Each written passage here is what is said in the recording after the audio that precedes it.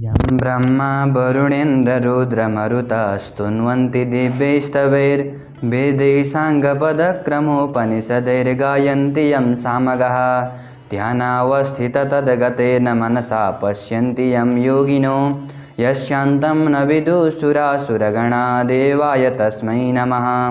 श्रीमच्चन्दनचर्चितोज्ज्वलवपुः शुक्लाम्बरा मल्लिका मालालं कृतकुण्डला प्रविलसन्मुक्तावली शोभिता सर्वज्ञाननिदानपुस्तकधरा रुद्राक्षमालाकरा वाग्देवी वदनाम्बुजे वसतु मे त्रैलोक्यमाता चिरम्।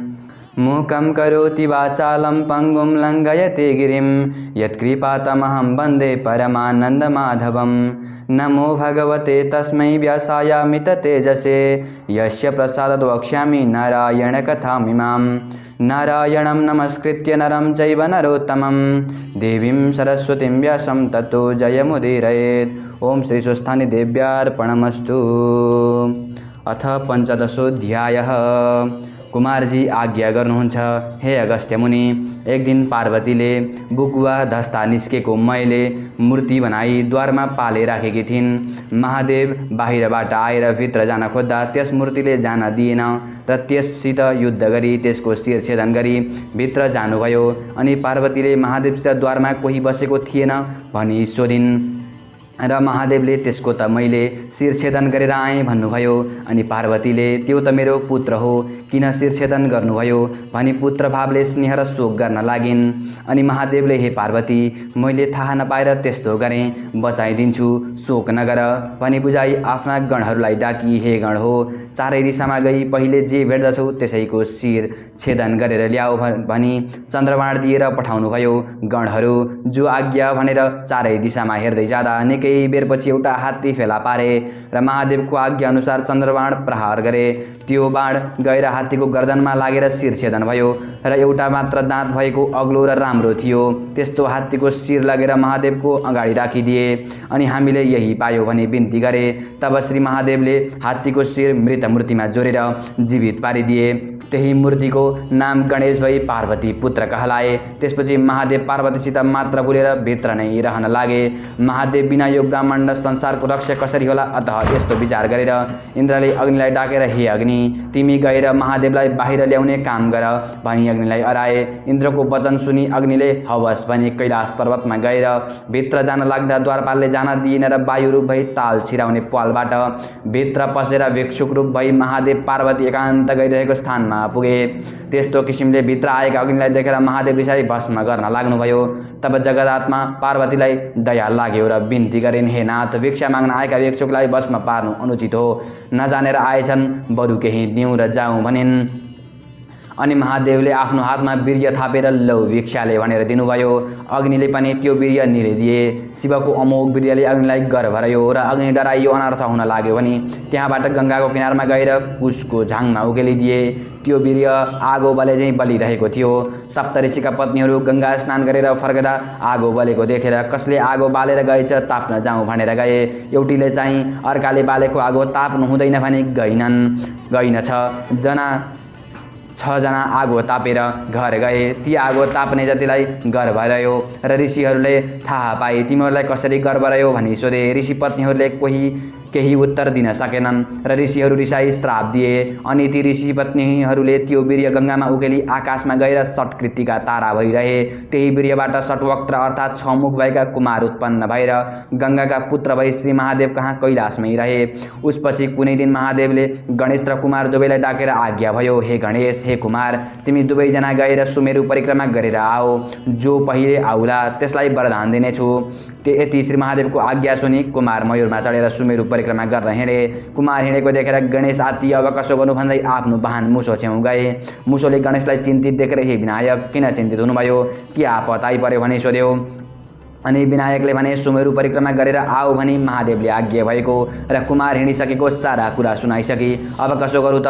त्यस्तो म यस्तो लामो सोड र ठुलो पेट भएको म हिँड्नै सक्दिनँ। यति विनायकले भनेको सुनि मुसो भन्दछ, हे गणेशजी, तपाईँलाई म केही ज्ञान दिन्छु, सुन्नु हवस्। महादेव, पार्वती र गङ्गा तिनैजना बसेको स्थानमा गएर अञ्जली जोरी, हे पिता माता, मेरा सुमेरु पर्वत पनि हजुर, सम्पूर्ण देवताका देवता पनि हजुर भनी 3 प्रदक्षिणा गरेर दण्डवत गर्नुहोस्, अनि हजुरलाई अवश्य वरदान प्राप्त हुनेछ। आफ्नो वाहनको अर्थी मानेर गणेशले त्यसै गरे। अनि महादेव प्रसन्न भएर हे गणेश, तिमी धन्य रहेछौ, वरदान ल्याऊ। स्वर्ग, मर्त्य, पाताल तिनै लोकमा कसैले कुनै पनि काम तिम्रो पूजा नगरेर गर्यो भने सिद्ध हुने छैन, यस्तो वरदान दिनुभयो।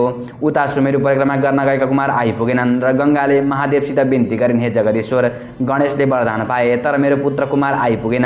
गङ्गाको वचन सुनि महादेव भन्नुहुन्छ, हे गङ्गे, तिमी स्वस्थानी परमेश्वरीको व्रत गर अनि तिम्रा पुत्र कुमार आइपुग्नेछन्। यति शिवले आज्ञा भएको सुनि प्रसन्न भइन् र व्रत विधि सोधिन्। अनि महादेवले स्वयं व्रत विधि बताउनुभयो, हे गङ्गे, पौष शुक्ल पूर्णिमाको दिनदेखि हात खुट्टाका नङ काटी स्नान गरी पवित्र भई भक्त रही एकचित्त गरी मेरो पुत्र कुमार झट्ट आइपुगोस् भने नित्य मध्याह्नकालमा श्री महादेवको पूजा गर्न लागिन्।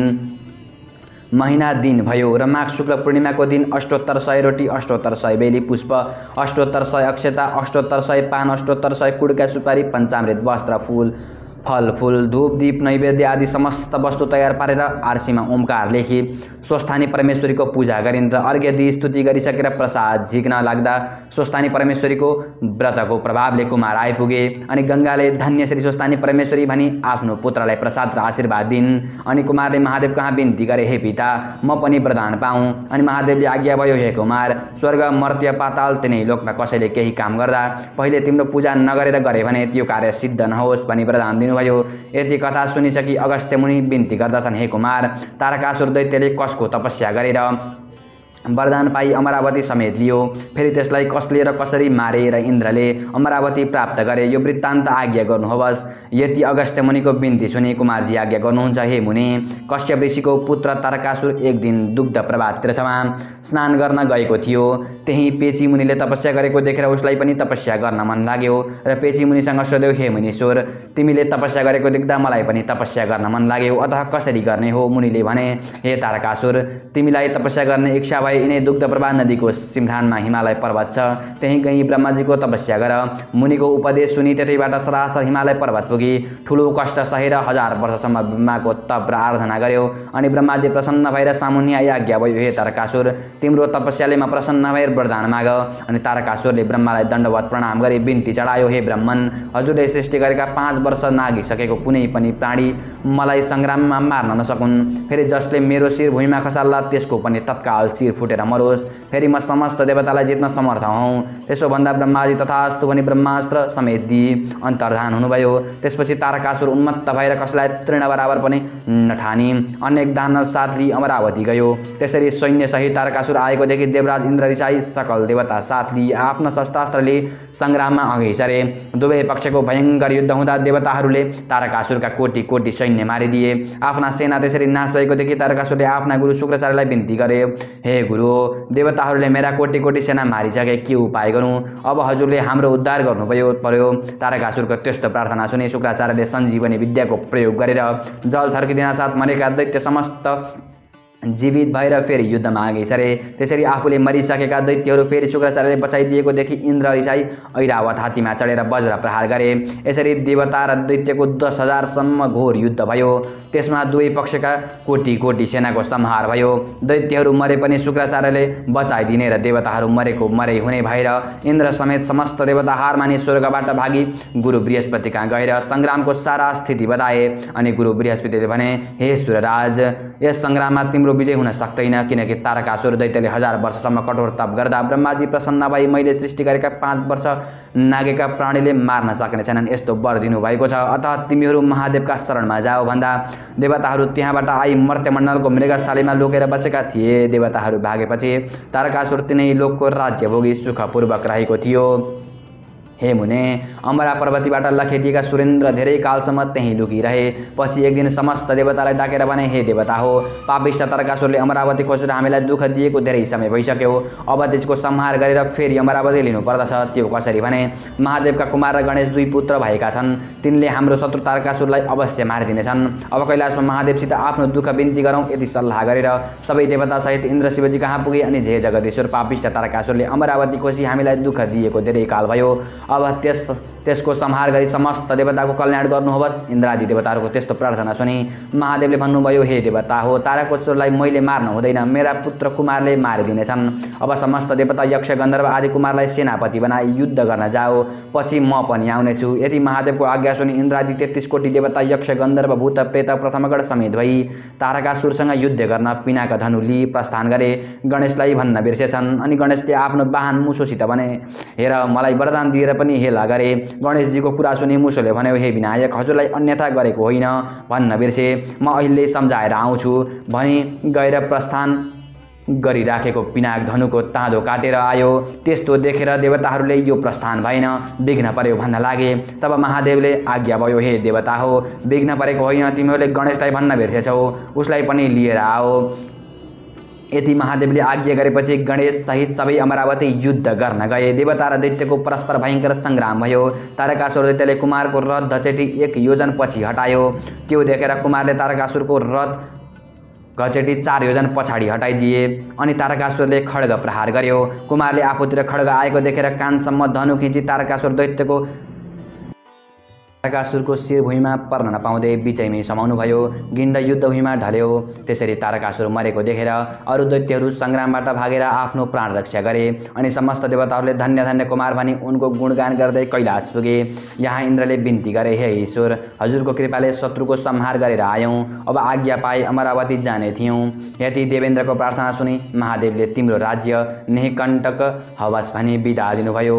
र इन्द्रादि देवताहरू श्री महादेवलाई दण्डवत प्रणाम गरी अमरावती गएर सानन्द राज्य गर्दा भए। यति श्री स्कन्द पुराणे केदारखण्डे माघ महात्म्ये कुमार अगस्त संवादे श्री स्वस्तानि परमेश्वर्या व्रतकथायां तारकासुर दैत्यवध वर्णनं नाम 15